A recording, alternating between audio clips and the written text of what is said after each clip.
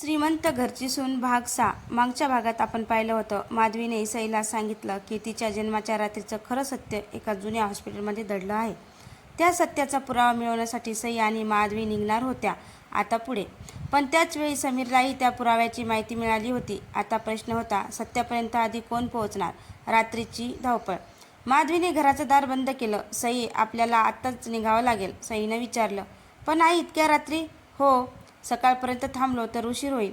दोघी घराबाहेर पडल्या. रस्त्यावर पाऊस सुरू झाला होता. सईच्या मनात एकच विचार होता, माझ्या जन्माच्या रात्री असं काय घडलं होतं? जुनं हॉस्पिटल. अर्ध्या तासाने त्या एका जुन्या हॉस्पिटलसमोर पोहोचल्या. हॉस्पिटल आता बंद होतं. आजूबाजूला अंधार होता. माधवीने जुनं गेट उघडलं. आई, तुला इथला रस्ता अजूनही आठवतो? काही जागा माणूस कितीही वर्ष विसरायचा प्रयत्न केला तरी विसरता येत नाही. दोघी आत गेल्या. जुन्या भिंतीवर धूळ साचली होती. सईने मोबाईलचा प्रकाश पुढे केला. आपल्याला काय शोधायचं आहे? माधवी म्हणाली. जुन्या रेकॉर्ड रूममध्ये तुझ्या जन्माची नोंद होती, पण हॉस्पिटल बंद आहे, म्हणूनच ती नोंद अजूनही इथे असण्याची शक्यता आहे. Record room. दोघींना एक जुनं दार सापडलं. माधवीने कपाट उघडलं. आज शेकडो जुन्या फाईल्स होत्या. सई म्हणाली, आपण हे सगळं कसं शोधणार? माधवीने एक तारीख सांगितली, तुझ्या जन्माची तारीख. दोघी फाईल शोधू लागल्या. काही मिनिटांनी सई ओरडली, आई, ही बघ. तिच्या हातात एक जुनी फाईल होती. त्यावर लिहिलं होतं, बेबी गर्ल, मध्यरात्री दाखल. सईचे हात थरथरले. आई, ही माझी फाईल आहे. माधवीने फाईल उघडली. पहिल्या पानावर डॉक्टरांची सही होती. दुसऱ्या पानावर हॉस्पिटलची नोंद. पण तिसरं पान फाडलेलं होतं. गायब झालेलं पान. सई म्हणाली, हे पान कुणी फाडलं? माधवीच्या चेहऱ्यावर भीती आली. ज्याला सत्य लपवायचं होतं त्याने. सईने विचारलं, मग आपल्याला हे पान शोधावं लागेल. तेवढ्यात बाहेरून पावलाचा आवाज आला. दोघी शांत झाल्या. कोणीतरी रेकॉर्ड रूमच्या बाहेर होतं. सईने कुजबुजत विचारलं, आई, कोण आहे? माधवीने बोट ओठावर ठेवलं. दार हळूहळू उघडलं, पण बाहेर कुणीच नव्हतं. फक्त जमिनीवर एक जुनी चिठ्ठी पडली होती. सईने ती उचलली. त्यावर लिहिलं होतं, तुम्ही उशिरा आलात. समीरची एंट्री. अचानक टाळ्यांचा आवाज आला. खूप छान. सई आणि माधवीने मागे वळून पाहिलं. समीर उभा होता. सईच्या चेहऱ्यावर राग आला. तू इथे कसा आलास? समीर म्हणाला, ज्या गोष्टीपासून तुम्ही मला दूर ठेवत होता तीच गोष्ट मला इथे घेऊन आली. माधवी म्हणाली.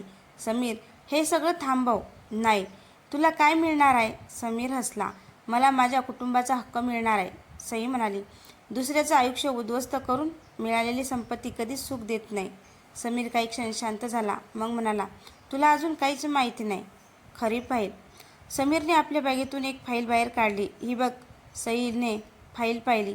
ती त्याच हॉस्पिटलची होती. माधवी घाबरली.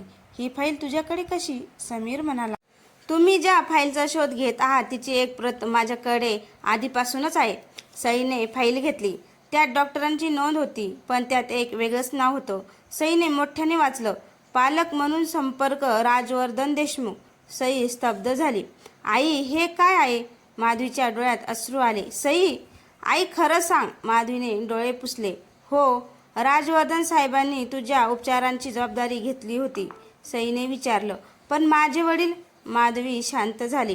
तुझ्या वडिलांचं नाव त्या फाईलमध्ये कधीच लिहिलं गेलं नाही. त्याच वेळी आर्यनला सईचा फोन लागत नव्हता. तो अस्वस्थ झाला.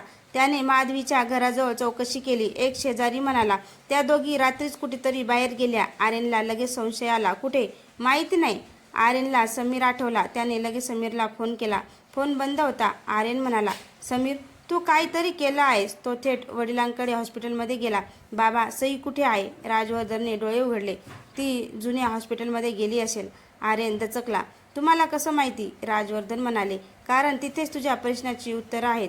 राजवर्धनचं गुपित. आर्यन म्हणाला, मग मला सगळं सांगा. राजवर्धनने त्याचा हात पकडला. आर्यन, सई तुझ्यासाठी परखी नाही. आर्यनच्या चेहऱ्यावर प्रश्न उमटला. म्हणजे? तिचं आयुष्य आपल्या कुटुंबाशी जोडलेलं आहे. कसं? राजवर्धन काही क्षण शांत राहिला. 20 वर्षापूर्वी मी एका मुलीला वाचवण्यासाठी एक निर्णय घेतला होता. कोणत्या मुलीला? माधवीला.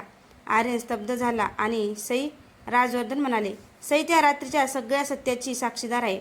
हॉस्पिटलमध्ये सामना. समीरने सईला एक कागद दाखवला. हा बघ, तुझ्या जन्माच्या रात्रीची शेवटची नोंद.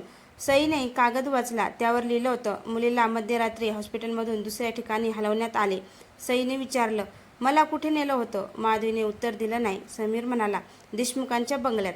सईने आईकडे पाहिलं. हे खरं आहे. माधवीच्या डोळ्यात अश्रू आले. हो, सई मागे सरकली. मग माझा जन्म झाल्यानंतर मला देशमुखांच्या घरी का नेलं? माधवी म्हणाली. कारण तुझ्या वडिलांनी तुझ्यासाठी तिथे यायचं ठरवलं होतं. सईने विचारलं. माझे वडील कोण? माधवीने डोळे बंद केले. तुझ्या वडिलांचं नाव सांगण्याआधी तुला आणखी एक सत्य माहिती असायला हवं. अचानक वीज जाते. हॉस्पिटलमध्ये अचानक वीज गेली. सगळीकडे अंधार झाला. सईने घाबरून आईचा हात पकडला. आई, समीर म्हणाला. कोणीतरी इथे आलंय.